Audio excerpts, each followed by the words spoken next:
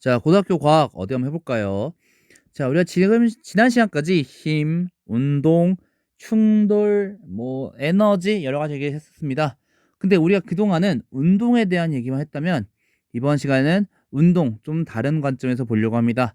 열과 관련된 얘기, 열 에너지에 대한 얘기를 좀 해보려고 합니다. 자, 우리가 알다시피 모든 물질들은 작은 입자들로 되어 있어요. 그리고 그 입자들은 항상 운동을 하고 있습니다. 열 운동이라고 부르는 무작위 운동을 하고 있어요. 그래서 각각의 입자들은 결국 역학적 에너지, 운동을 하니까 갖고 있겠죠. 이런 입자들의 역학적 에너지의 총합을 내부 에너지라고 얘기하고요. 우리는 이 에너지의 척도를 온도라고 얘기합니다. 즉 온도가 높다는 것은 그만큼 입자들이 에너지가 많다. 더 정확히 말하면은 통계적으로 입자들의 에너지가 많은 에너지가 많은 입자들이 많이 분포해 있다. 자, 그랬을 때 열은 온도 차이에 의한 에너지의 전달을 의미합니다. 즉, 어떤 얘기냐? 만약에 서로 다른 에너지를 갖고 있는 입자들로 구성되어 있는, 그러니까 입자들이 활발한 물질과 입자가 활발하지 않은 입자들이 만나거나 혹은 교류가 일어날 때 그 입자들 사이에서 서로 에너지들이 비슷해질 때까지 어, 이 입자들이 교환되고 에너지가 교환될 텐데 그 에너지 전달을 열이라고 하고, 그때 얘네가 얼마나 에너지가 활발하냐 둔하냐 똑같아졌냐를 온도라고 얘기한다라고 얘기할 수 있을 것 같아요. 예를 들어 우리가 마찰이 일어날 때도 에너지의 전달이 일어납니다. 전달이 일어나면서 이 입자들의 운동이 더 활발해지고 온도가 더 올라간다라고 우리가 해석할 수 있겠네요. 자, 그랬을 때 이 열이 전달되는 방법들입니다. 자, 전도, 주로 고체에서 일어나고요. 고체는 입자들의 사이가 거리가 가깝죠. 이웃한 입자가 서로 충돌하면서 입자 운동이 활발한 입자 운동이 이웃한 입자에 점점 전달되게 됩니다. 그래서 예를 들어 열을 가한다 하면 열 가한 데부터 점점 입자들이 활발해지면서 순서대로 열이 전달되게 돼요. 자, 대류는 유체, 액체나 기체 같은 상태의 물질에서 일어납니다. 조금 입자의 거리가 서로 좀 멀어요. 하지만 입자의 운동이 활발해지면서 입자 사이 간격이 늘어납니다. 늘어나면서 밀도가 작아진 유체가 떠오르게 되고 그 과정에서 섞이면서 열이 전달되죠. 옆에 있는 그림에처럼 이 열을 가한 아래쪽 부분은 입자들이 활발해지면서 그 간격이 사이가 멀어지게 될 거예요. 그 얘기는 즉 같은 물질이더라도 열을 받은 쪽이 입자들로 인한 밀도가 작아지게 되겠고, 윗부분은 상대적으로 열이 받지 않은 윗부분은 밀도가 높다 보니 가라앉고 올라가고 반복하면서 열이 전달되는 걸 우리가 대류라고 한다라고 이해하면 될 것 같습니다. 마지막으로 열은 전자기파의 형태로 전달되기도 해요. 우리가 지구 배경 복사, 태양 배경 복사라고 얘기하는 이 복사가 그런 열 전달 방법에 속합니다.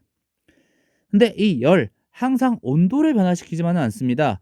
물질의 상태 변화가 일어날 때는 이 열이 출입하지만 이 입자 사이 인력을 변화시키는데 열이 사용되다 보니 온도가 일정해요.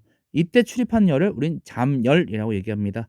예를 들어 더 입자 사이가 거리가 멀어지려면 에너지를 열을 흡수하면서 인력을 변화시킬 거고요. 만약에 반대로 얘네가 입자 사이가 거리가 가까워지려면 열을 방출하면서 이 입자들 사이가 인력이 변하게 될 거예요. 자, 우리는 계속 에너지에 대한 얘기했습니다.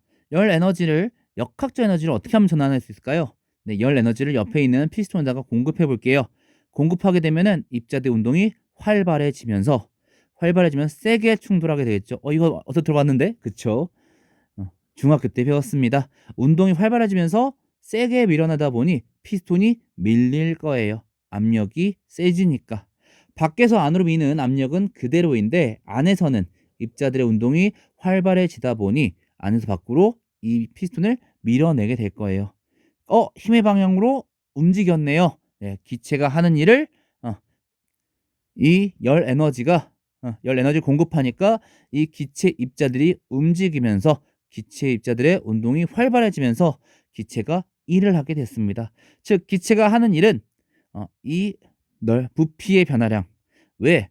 힘 곱하기 이동거리였잖아요. 근데 힘은 압력 곱하기 넓이로서 계산할 수 있겠죠. 압력 곱하기 부피의 변화량으로 우리가 이 기체가 하는 일을 생각해 볼 수 있을 것 같아요. 즉 열을 1로 전환하는 장치를 구상할 수 있다는 거죠. 이 피스톤이 움직이면서 열이 1로 전환되는구나. 우린 이런 장치를 열기관이라고 얘기합니다. 열기관에 열기관은 역시 열을 공급해야겠죠.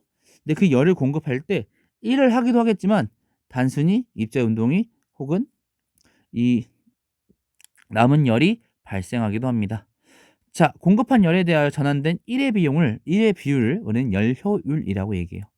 열효율은 받은 열 분의 한 1로서 계산하게 되는데요. 그래서 지금 Q라고 적은 거는 열이고요. H는 하이, L은 로우입니다.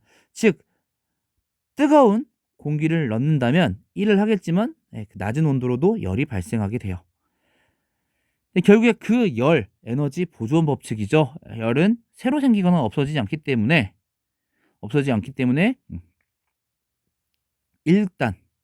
일단 공급된 열이 하이, 높은 열, 에너지가 높은 상태일 수밖에 없겠죠. 그리고 특히나 이 방출되는 열, 낮은 열 하지 않고 이 장치가 뱉어내는 열도 0이 될 수는 없습니다. 왜? 입자들이 계속 운동하고 있기 때문에.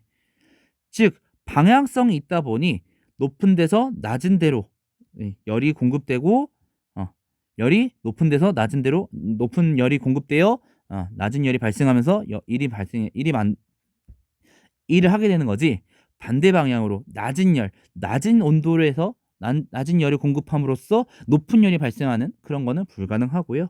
또 낮은 열, 이 장치가 일을 하지 않고 뱉어내는 열이 0이 될 수 없기 때문에 영구기간, 외부에서 에너지 공급받지 않고 스스로 작동하면서 일을 하거나 에너지 상승하는 장치도 만들어질 수가 없습니다.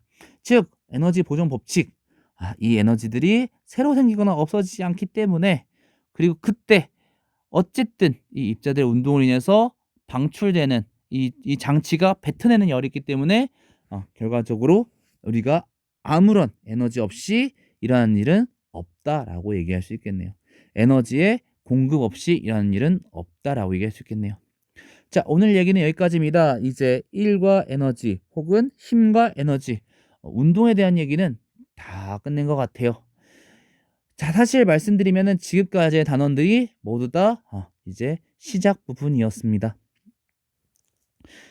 물리학에서 이제 앞으로 얘기할 거는, 그전에는 힘이 작용하면 어떻게 돼요?